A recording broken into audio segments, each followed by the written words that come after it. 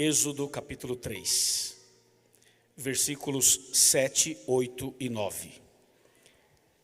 Êxodo 3, de 7 a 9. Vejamos atentamente esse texto. É uma passagem muito importante. Êxodo 3, de 7 a 9, diz assim: Disse ainda o Senhor: certamente vi a aflição do meu povo que está no Egito, e ouvi o seu clamor por causa dos seus exatores. Conheço-lhe o sofrimento. Por isso desci, a fim de livrá-lo da mão dos egípcios, e para fazê-lo subir daquela terra a uma terra boa e ampla, terra que mana leite e mel, o lugar do cananeu, do eteu, do amorreu, do ferezeu, do heveu e do jebuseu. Pois o clamor dos filhos de Israel chegou até mim. E também vejo a opressão com que os egípcios os estão oprimindo. Até aqui. Curvemos a cabeça, fechemos os olhos, vamos orar. Querido Pai Celestial, obrigado por essa música maravilhosa, pelos testemunhos, por tudo que aconteceu até agora aqui, e obrigado por essa palavra, esse texto, essa mensagem. Queremos agora meditar na Tua palavra. Pedimos que o Senhor nos abençoe e que tenhas compaixão de nós, e que o Espírito Santo tenha liberdade mais uma vez para trabalhar aqui dentro, para tocar nosso coração, para iluminar nossa mente, e para que cada pessoa hoje possa viver uma experiência única com Cristo Jesus. Liberta-nos da escravidão, liberta-nos de toda obra que nos leva a uma vida de inércia, e que a partir de hoje sejamos livres em Jesus. É em nome dele que pedimos e agradecemos. Amém. O texto que acabamos de ler, resumidamente, está contando uma história, uma das mais dramáticas histórias da humanidade. O povo de Israel foi levado como escravo para o Egito. O Egito era a maior força daquele tempo. O Egito dominava tudo naquele tempo. E levou Israel como escravo. Uma multidão de israelitas estava ali vivendo como escravo. A escravidão egípcia era terrível como qualquer outro tipo de escravidão. A Bíblia conta que essa escravidão durou mais de 4 séculos. Mais de 4 séculos. Em mais de 4 séculos, você sabe que muita gente nasce e muita gente morre. Muita coisa muda. Mas a escravidão continuava. Sabe que a vida de um escravo é uma vida cruel, terrível. Porque não somente na hora da escravidão o escravo sofre, mas a escravidão deixa marcas na vida do escravo, às vezes marcas para sempre. Mesmo quando a pessoa deixou de ser escrava. Ela não é mais escrava, porém as marcas, as consequências da escravidão ainda podem permanecer por um determinado tempo. A escravidão mexe com a vida espiritual do escravo, especialmente quando a escravidão é num país pagão, que não tem a mesma religião do escravo. Então mexe com a vida religiosa, espiritual do escravo. Ele perde muito da sua fé, muito dos seus princípios. Mas a escravidão também mexe com a cultura do escravo. A cultura do escravo é fortemente atingida. E ele perde as suas referências muitas vezes, ou não tem forças para manter a sua cultura. A escravidão também mexe com o corpo físico do escravo. Ele tem marcas no corpo, agressões no rosto, na cabeça, nos braços, nas pernas. E às vezes essas marcas permanecem para sempre. Depende da marca. Mas a escravidão também deixa marcas nas emoções, na mente. Normalmente uma pessoa que vive na escravidão tem crises depressivas fortíssimas, tem crises psicológicas fortíssimas, porque a escravidão mexe na vida espiritual, na cultura, na vida física, na vida emocional, na vida psicológica. A escravidão detona, destrói, humilha, atinge fortemente a pessoa em todas as suas esferas praticamente. Israel viveu mais de 4 séculos, o povo de Israel, como escravo no Egito. Só que Israel tinha uma esperança. Sabe que a gente pode até viver sem muito dinheiro, ou até sem um bom conforto. Você pode viver no certo sacrifício em vários aspectos da vida, mas ninguém pode viver sem esperança. A esperança é o combustível que nos move para continuarmos vivendo. Israel tinha uma esperança. Sabe qual era a esperança que Israel tinha? É que eles esperavam o príncipe libertador. Havia uma espera por esse príncipe libertador. E essa esperança que eles tinham só era uma esperança real, porque Deus havia feito uma promessa. É a promessa que gera, que produz a esperança. Se não há uma promessa, não há esperança. E a esperança sem uma promessa, ela é falsa, ela é oca, ela é vazia. Deus havia prometido a Israel que enviaria o príncipe libertador. Essa era a promessa. E essa promessa produziu a esperança no coração deles. É como nós também temos uma esperança. Nós temos a esperança de que Jesus em breve voltará. Mas por que temos essa esperança? Porque houve uma promessa. Jesus prometeu. Ele disse: eu vou para o meu Pai, mas eu virei outra vez. Então essa promessa de que Jesus vai voltar é que enche o meu e o seu coração de esperança. Israel era escravo, sim, mas tinha uma esperança, porque havia uma promessa. A promessa era: o príncipe libertador virá e vai tirar vocês daqui, e eu vou levar vocês para uma terra melhor, para uma terra de Canaã, onde mana leite e mel, uma terra maravilhosa, uma terra produtiva, onde vocês serão livres, poderão adorar ao Criador, poderão fazer o que vocês precisam fazer, poderão viver de maneira mais tranquila e totalmente livres. Essa a promessa de Deus que produzia essa bendita esperança no coração deles. Só que tinha um problema. Como nessa vida sempre os problemas estão aí presentes. O problema, sabe qual era? Era que o tempo foi passando, o tempo ia passando, e esse libertador não vinha, e esse príncipe não vinha, e essa escravidão não acabava. E durante esse tempo todo, você pensa que Israel não orava? Pensa que as mulheres não oravam? Pensa que os homens não oravam?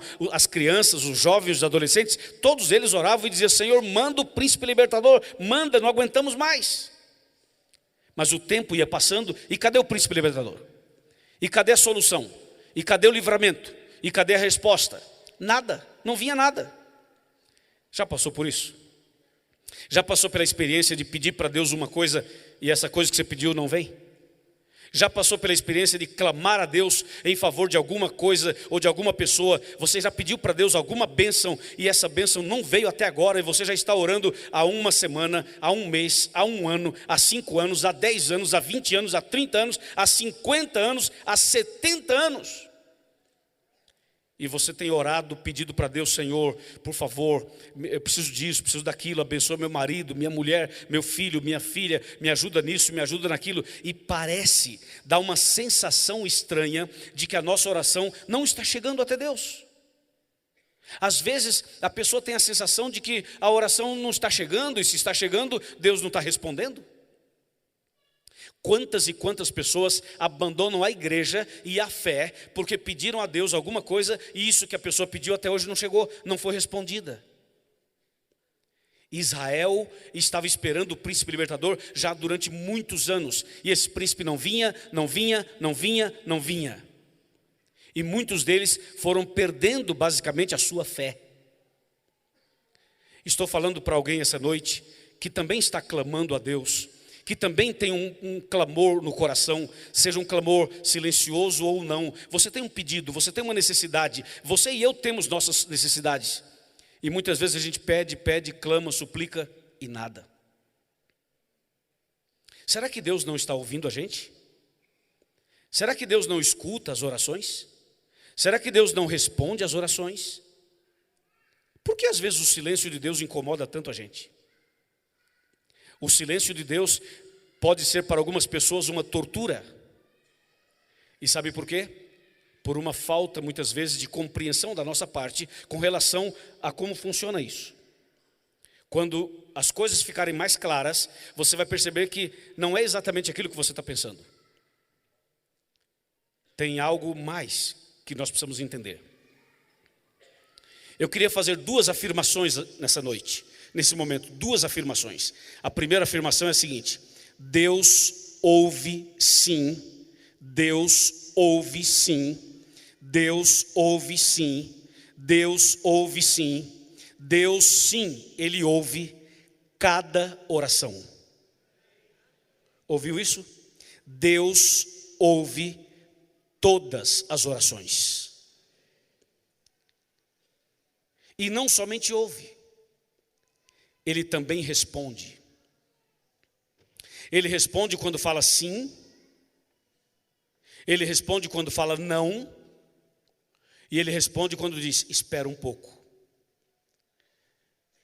É que nós achamos que Deus só responde quando fala sim. Já perceberam?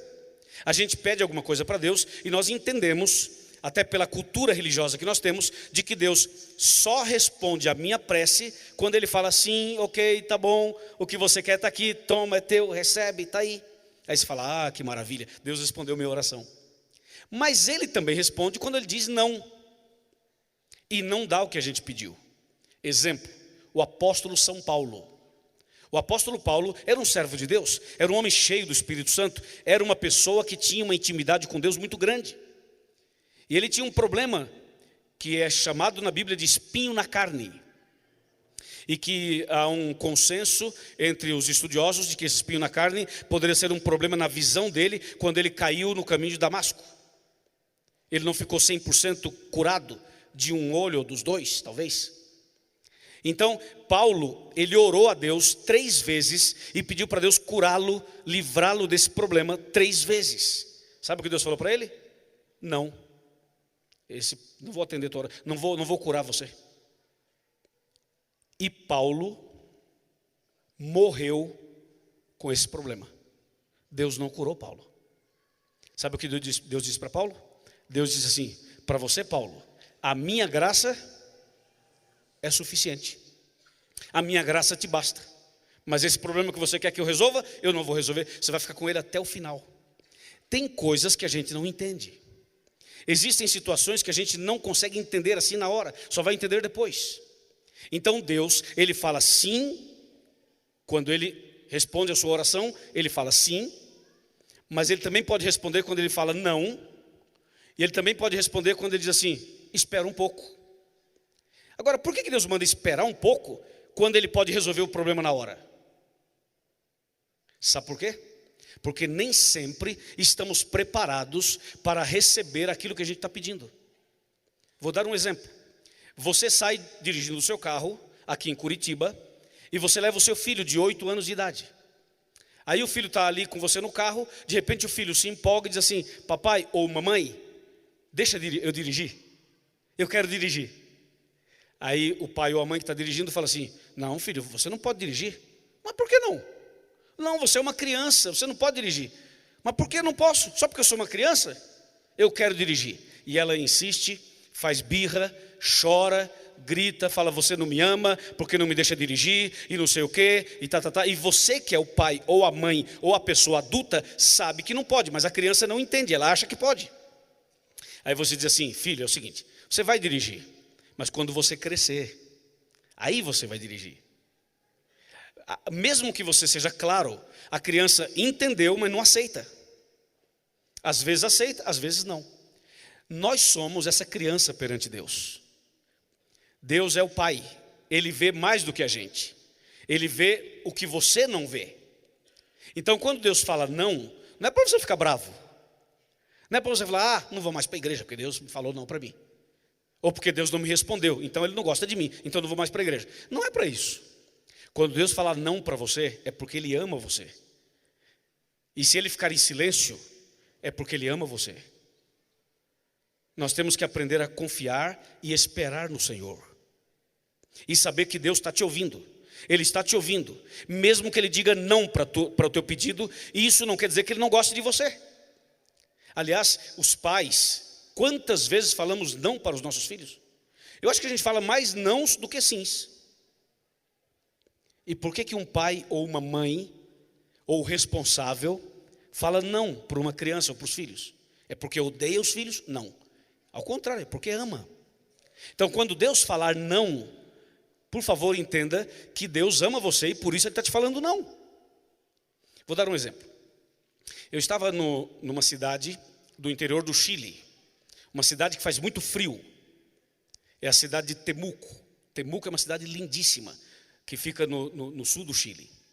E eu cheguei lá, estava 0 grau, e aquela chuvinha que significava que ia aumentar o frio. E eu ia começar uma semana como essa, lá nessa cidade. E a nossa igreja lá não é tão grande assim. Então, eles fizeram o seguinte, eles, pela fé, alugaram um ginásio para 2.000 pessoas sentadas. Mas não tinha nem adventista suficiente para encher tudo isso. Mas pela fé, se entusiasmaram e oraram e falaram, vamos assim, um lugar grande. Aí eu cheguei lá na primeira noite, estava um frio, e aquela garoinha fina e tudo. E aí quando eu cheguei mais cedo para ajudar a organizar, os anciãos da igreja, os líderes da igreja, me chamaram numa sala. Falaram, pastor, vem cá. Pastor, vamos orar. Porque com essa chuva, com esse frio, não vem ninguém. E aqui é difícil a pregação do evangelho. Vamos orar. Ok, vamos orar. Fomos numa sala. Aí o que estava coordenando a oração falou assim, você vai orar pelos adventistas. Você vai orar pelos convidados. Você vai orar pela transmissão via satélite, que seria transmitido pela TV Nuevo Tiempo, do Chile. E foi dividindo, cada um ia orar por uma coisa. Quando chegou minha vez, o líder falou assim, e você, pastor, vai orar para parar de chover. Uau!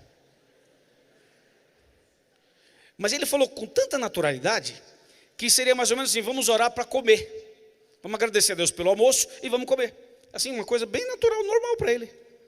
Aí ele falou isso, não deu tempo para ninguém falar nada, já fomos nos abraçando para orar. Eu falei, irmão, um minuto. O senhor está dizendo que eu vou orar para quê mesmo?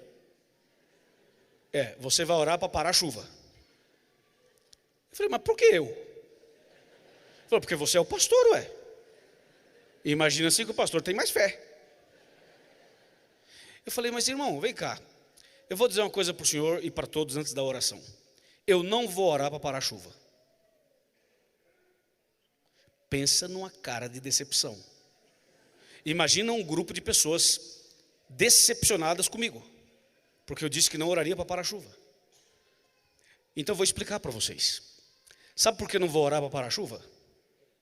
Porque enquanto oramos aqui para parar a chuva, tem um agricultor aqui perto que está orando para chover. E aí, Deus vai atender quem? Eu ou o agricultor? Se Deus me atender, é porque eu sou pastor, tenho mais fé, Deus fala, bom, vou cuidar do meu pastor, e o outro lá que espere. Se Deus atendeu o agricultor e não responder minha oração, que raio de pastor sou eu? Que tipo de pastor sou eu que não tenho fé? Tá certo? Então eu disse, irmãos, entenderam? Então você fala assim, ora para parar de chover. É simples falar. Mas tem agricultores, pessoas que precisam da chuva, que estão clamando há tanto tempo que vem a chuva, porque precisam plantar, não sei o que e tal. Então, irmão, eu não vou orar para parar de chover. Mas eu vou orar, só que eu vou orar diferente. Aí eu orei assim, na minha vez, né? Cada um fez a oração, chegou a minha vez e falei assim, Senhor, obrigado pela chuva. E se o senhor quiser, pode aumentar. E se o senhor não quiser, o senhor para a chuva, vai. O que eu quero dizer é que o Senhor é soberano. O Senhor é Deus. Se o Senhor quiser mandar chuva, manda. Se quiser parar, para. O Senhor faça o que o Senhor quiser fazer, ué. O nosso único pedido é outro. O nosso pedido é que esse salão esteja cheio de pessoas famintas da tua palavra. Com frio, com chuva, sem chuva. Isso não importa. O que nós queremos é que o salão, é isso que nós queremos. Então, Senhor, nosso pedido é o seguinte: traga o povo aqui para nós. Só isso. Se o Senhor vai parar a chuva ou não vai, o Senhor que resolve. O Senhor é Deus. Amém. Terminou. Sabe o que aconteceu? Desabou uma chuva. Mas choveu com força. Mas só que aconteceu um milagre. Aquele salão esteve hiper lotado. E mais um detalhe, não tinha ninguém lá fora. Estava chovendo? Todo mundo dentro da igreja, sentadinho. Deus mandou uma chuva para ninguém ficar lá fora. Eu fiz a pregação, quando eu terminei a pregação, parou a chuva. Aí Deus falou assim: agora podem voltar para casa. Por que a gente acha que Deus só é Deus quando Ele faz o que a gente quer? Por que você acha que Deus só é Deus quando você tem saúde, você está bem, tem uma boa família, tem uma boa casa, tem uma cama, tem um carro, tem um emprego, tem uma conta bancária, tem um cartão de crédito, você vai e vem, você tem uma certa condição? Então Deus é maravilhoso. Agora, Deus seria maravilhoso se você saísse daqui hoje e não tivesse para onde ir? Deus seria maravilhoso se você saísse daqui e fosse para a tua casa e não tivesse comida em casa? E se você fosse ao médico, ou foi ao médico essa semana, e foi diagnosticado com câncer, Deus continuaria sendo maravilhoso para você? E se você essa semana teve uma perda muito grande, uma decepção muito grande, Ele continuaria sendo Deus para você? Ou Deus só é Deus para você quando Ele dá o que você quer? Onde está o maior milagre? Eu olhar para um cadeirante e falar assim: em nome de Jesus, levanta e anda? Claro que é um baita do milagre, que é uma coisa extraordinária. Mas o que você acha? Olhar para o cadeirante e falar assim: em nome de Jesus, levanta e anda. Ele levantar e andar e todo mundo, e aí registra e filme, põe na televisão, o cadeirante andou. Ou o cadeirante continuar na cadeira e ser uma pessoa fiel, feliz, com paz no coração, e ser ainda um ganhador ou uma ganhadora de almas para o reino de Deus. O que é mais impactante? Irmãos, ser fiel a Deus quando tudo vai bem, quando os problemas são removidos, quando não há empecilho nenhum, aí é fácil. Mas ser fiel a Deus quando os problemas estão ali, quando as lutas aparecem, aí é mais difícil. Você lembra dos 3 jovens hebreus, Sadraque, Mesaque e Abednego? Eles foram colocados à prova em Babilônia. Eles tinham que adorar uma estátua, uma imagem. E eles não adoraram. E o rei chamou os 3 e falou assim: olha aqui, seus moleques, estão pensando o quê? Eu sou o rei aqui, eu que mando. Vou tocar música de novo, e vocês vão se ajoelhar diante da minha estátua. E se vocês não se ajoelharem, eu vou jogar vocês na fornalha de fogo ardente e vou esquentar 7 vezes mais, e vocês vão virar aí um pó, vai virar pó, cinza. E qual é o Deus que vai livrar vocês das minhas mãos? Não tem. Sabe o que os 3 jovens falaram para ele, para o rei? Falaram assim: ô rei, não, tá bom, rei, tranquilo, Deus vai entender. A gente então adora a tua imagem, é questão de vida ou morte, acho que vai entender e tal. Falaram isso? Não. Os 3 jovens falaram assim: olha aqui, rei, queremos lhe dizer uma coisa. Se o nosso Deus, a quem nós servimos, quiser nos livrar da tua mão, Ele vai nos livrar. E se Deus não quiser nos livrar também da fornalha, Senhor, tranquilo, nós não adoraremos a tua imagem. Nós não vamos quebrar os mandamentos de Deus. E se Deus quiser nos livrar do fogo, livra. Se não quiser, não tem problema não, nós vamos continuar fiéis. Gente, isso é maturidade cristã. Se chove, Deus seja louvado. E se não chove, Deus seja louvado. Isso é maturidade cristã. E não se revoltar porque você queria de um jeito e não foi do seu jeito e foi de outro jeito. Os 3 foram jogados no fogo. Deus permitiu que eles fossem lançados no fogo. Mas o que Deus fez foi mais surpreendente ainda. Porque Deus entrou no fogo com eles. E quando Deus entra no fogo com a pessoa, Deus anula o poder do fogo. E a Bíblia diz que os 3 jovens não se queimaram, nada, nem ficou cheiro de fumaça na roupa deles, nem no corpo deles, nem no cabelo deles. Irmãos, é assim. Deus ouve as orações. Deus ouve todas as orações. Deus ouve a oração de quem tem muita fé e de quem tem pouca fé. E Deus ouve a oração de uma pessoa que está numa luta terrível, ou até mesmo metida numa situação de transgressão aberta. Deus ouve a oração. Pode conversar com Deus, que Deus vai ouvir a sua oração. Quem crê, diga amém. E Deus também responde às orações. Ele vai responder sim, ou ele vai dizer não, ou ele vai dizer espera um pouco. Tem a hora certa para Deus atender, conforme a vontade dele, ou não. Um dia, Moisés estava apacentando o rebanho do seu sogro no deserto, quando de repente Moisés olha assim para um lado, e Moisés vê uma sarça. Sarça, você sabe, é uma árvore pequena, típica do deserto, daquela região. Moisés olha e vê uma pequena árvore, uma pequena sarça pegando fogo, em chamas. Ele olha para aquela cena. Ele vai se aproximando da cena, porque ele vê que é um fogo diferente, é uma cena atípica no deserto, e o fogo não queimava a árvore, não destruía a árvore. Aí Moisés foi chegando perto. Quando ele se aproximou bem da sarça, ele ouviu uma voz lá de dentro da sarça, que dizia assim: ô Moisés,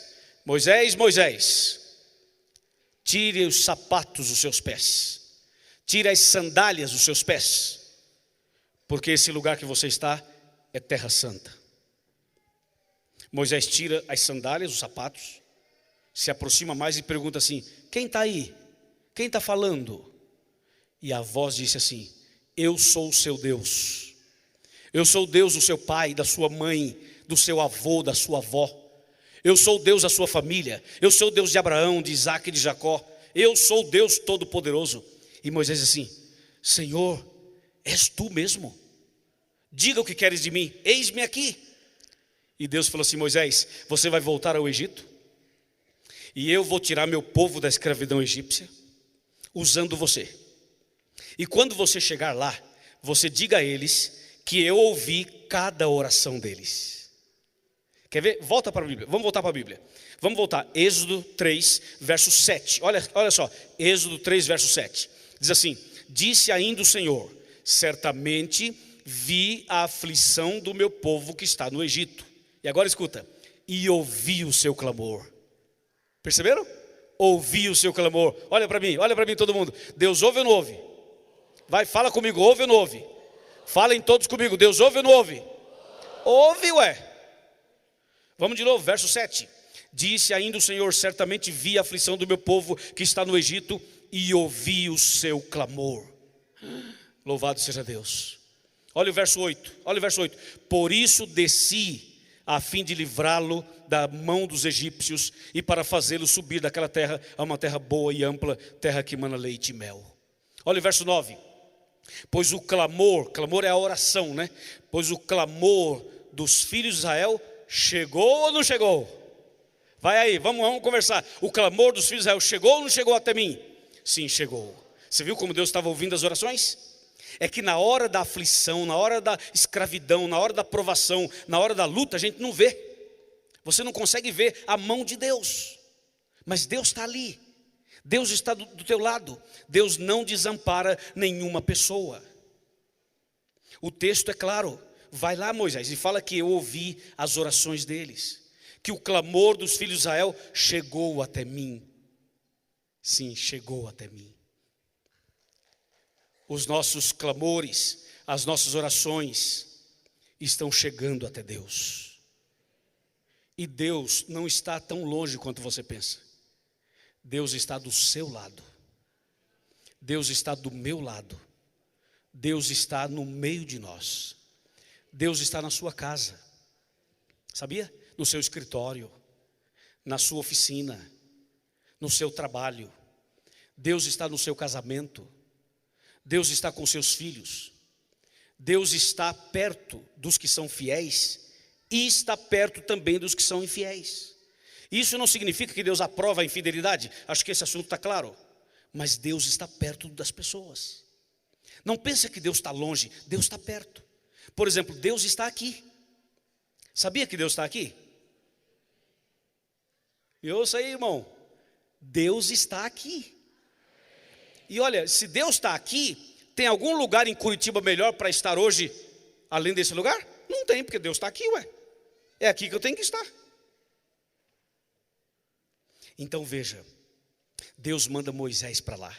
Moisés reluta um pouco, tenta não ir e tal, finalmente foi. Só quando Moisés foi, Moisés falou assim: Senhor, só mais uma pergunta. Qual é o teu nome? Eu nem sei o teu nome. Quando eu chegar lá, e eles me falaram assim: você está falando em nome de quem? Cadê sua carta de recomendação? Cadê sua credencial? Né? Você tem autoridade para falar no nome de quem? Como é que é esse negócio? Senhor, me diz o teu nome. Qual é o teu nome? Aí Deus fala uma coisa, aí Deus revela algo extraordinário. Deus fala assim: Moisés, quando você chegar lá, você fala assim, ó: sabe quem me mandou aqui? Quem me mandou aqui se chama Eu Sou. O meu nome é Eu Sou. Eu sou? Sim, eu sou. Mas eu sou é nome? De pessoas humanas não. Como nós não. Eu sou não é nome. Qual é o seu nome? Meu nome é Eu Sou. Eu sou é uma expressão que exige um complemento. Eu sou o quê? Não é isso? Pede um complemento. E Deus simplesmente falou assim: meu nome é Eu Sou. Aí Moisés foi lá e falou assim: em nome do grande Eu Sou, eu vim tirar Israel da escravidão egípcia. Faraó endureceu, toda aquela história que você conhece, e finalmente Deus tirou Israel da escravidão egípcia. Você sabe quantas pessoas Deus tirou da escravidão egípcia? Lembra, né? A Bíblia fala, foram 600 mil homens. Quando fala homens, ali está falando do sexo masculino. Quando você soma as mulheres e as crianças, daria aproximadamente 1,5 milhão de pessoas. Deus tirou da escravidão egípcia 1,5 milhão de pessoas. Usando Moisés, usando Arão, fez essa obra linda. E em nome de quem Moisés fez isso? Em nome do grande Eu Sou. Agora escuta que eu vou fechar o assunto aqui, fechar o tema, presta atenção. Aí Moisés e Arão saem do Egito com a multidão, 1,5 milhão, e começa a caminhar com eles pelo deserto em direção à terra prometida. Você sabe qual a distância do Egito até a terra de Canaã? Se você for lá hoje e fizer esse percurso, sabe quantos quilômetros dá? Aproximadamente 900 quilômetros. 900 quilômetros, não é muito. Você pode sair do Egito, chegar na terra de Canaã, hoje de carro, ou de ônibus, ou de avião, são 900 quilômetros. Quanto tempo alguém demora caminhando, até chegar no final de 900 quilômetros? Quanto tempo seria necessário? Vamos supor que nós aqui da Central de Curitiba, saíssemos daqui hoje e fôssemos caminhar 900 quilômetros em direção a São Paulo, por exemplo, e saíssemos todos agora à noite. Quanto tempo vocês acham que nós precisaríamos para chegar no final dos 900 quilômetros? Assim, considerando todos os problemas, né? Alguém que não anda muito rápido, outro que está com um salto um pouquinho mais alto, outro que já tem uma dor na coluna, o outro que já tem alguma outra dificuldade, e cada um com as suas situações, né? Imagina quanto tempo nós chegaríamos lá. Assim, exagerando, estou exagerando, assim, vou botar um exagero mesmo. 1 mês. Eu acho que bem menos. Estou botando 1 mês já para não ter problema. Sabe quanto tempo Israel demorou para sair do Egito e chegar na terra prometida? 40 anos. 40 anos. O que aconteceu? Será que o GPS falhou?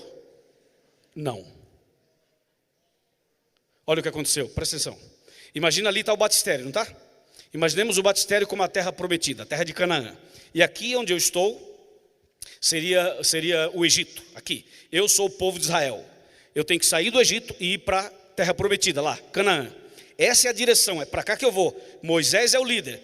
Vamos lá, pessoal, 1, 2, 3, já. Vamos, somos livres. Jesus nos livrou. E aí Israel vai andando, 1,5 milhão de pessoas no deserto, caminhando em direção à terra prometida. É para lá que tem que ir. Só que chegou numa certa altura, Israel fez isso aqui, ó.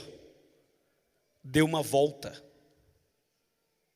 E nessa volta, eles voltaram como se fossem para o Egito outra vez. E aí deram mais uma volta. E mais uma volta, e mais uma volta, e mais uma volta, e mais uma volta.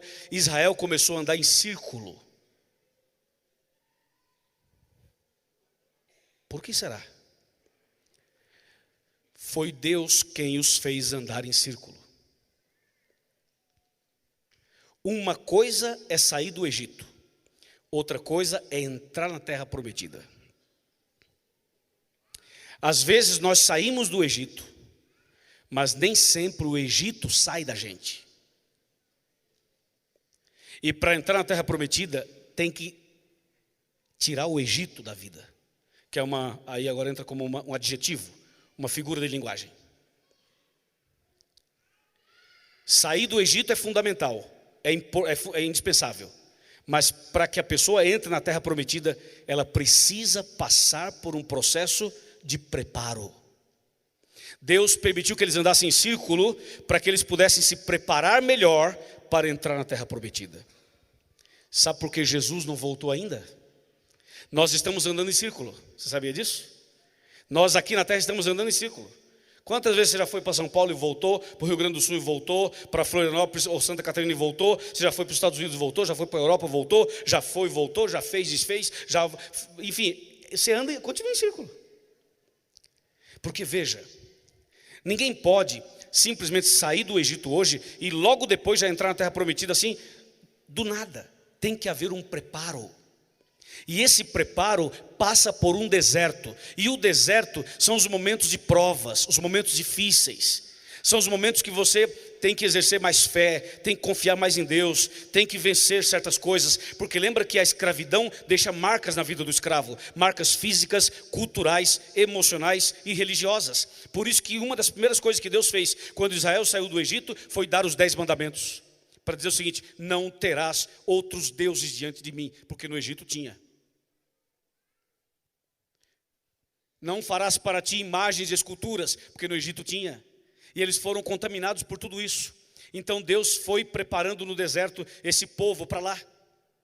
Por que eles chegaram depois de 3 dias e 3 noites andando no deserto sem ter água para beber? Eles acharam água, finalmente acharam um poço com água e tudo. E alguém gritou e falou: achamos água, aleluia, Deus é bom, achamos água. E o primeiro que foi beber água já botou a água na boca e falou: eca, que água horrorosa. Eram as águas de Mara. E os mesmos que louvaram a Deus porque acharam água, começaram a xingar a Deus, criticar Moisés, porque a água era amarga. Aí Deus transforma a água amarga em água doce, e eles então tomam de novo a água, ela é boa, eles enchem as garrafinhas, os cântaros, prepara tudo e continua a viagem, e quando a água vira doce, Deus continua sendo maravilhoso. Então você vai perceber no caminho do deserto essa oscilação do povo de Israel. É a mesma nossa. Tem dia que você está tão preparado que você fala assim: Jesus, pode vir hoje que eu estou preparado. Mas tem aquele dia que você fala assim: Senhor, segura aí. Segura um pouquinho aí. Não vem hoje não, se vier hoje eu estou mal. Então nós também oscilamos como Israel. Agora atenção, aqui ó, vem comigo. Deus falou assim para Israel: dê uma volta, ore mais. Mais uma volta, leia mais a Bíblia. Mais uma volta, para de fumar. Mais uma volta, para de beber. Mais uma volta, abandone as drogas. Mais uma volta, guarde os meus mandamentos. Mais uma volta, guarde o sábado. Mais uma volta, abandone hábitos errados, alimentares errados. Mais uma volta, tire a mágoa do seu coração. Mais uma volta, ame o seu marido. Mais uma volta, ame a sua esposa. Mais uma volta, gaste mais tempo comigo. Mais uma volta, se batize. Mais uma volta, mais uma volta, mais uma volta, e mais uma, e mais uma. Até que o Egito saia totalmente. E daí você vai entrar na terra prometida. Amém? E finalmente eles entraram na terra prometida. Mas e esse eu sou? Só para pegar aqui a ideia. Esse eu sou, qual é o teu nome, Senhor? Eu sou. Em português, eu sou não é nome e não significa nada. Em espanhol, tampouco. Eu sou, tampouco significa nada. Em inglês, I am, também não significa nada. Agora, você quer ver o significado de tudo isso? Qual é o significado de tudo isso? E aí isso vai mexer com a gente aqui hoje. O significado do nome eu sou, que tira a pessoa da escravidão, que liberta a pessoa de qualquer tipo de escravidão. Sabe o que significa eu sou? É só olhar para Jesus. Jesus é a resposta do que significa eu sou. Quando Jesus esteve na terra, somente no livro de João, somente no Evangelho de João, Jesus se apresenta 7 vezes como sendo o grande eu sou. Jesus fala assim, número 1, eu sou o pão da vida. Tá, agora já tem significado. Eu sou o quê? O pão da vida. Número 2, eu sou o quê? A luz do mundo. Número 3, eu sou o quê? A porta da graça, a porta das ovelhas. Número 4, eu sou o bom pastor. Número 5, eu sou a ressurreição e a vida. Número 6, eu sou o caminho, a verdade e a vida. Número 7, eu sou a videira verdadeira. 7 vezes. O número 7 é o número da perfeição. E essas 7 vezes, só no livro de João, Jesus se apresenta dizendo assim, sabe o eu sou lá do deserto? O eu sou da sarça? O eu sou que tirou Israel da escravidão? O eu sou que libertou as pessoas da escravidão?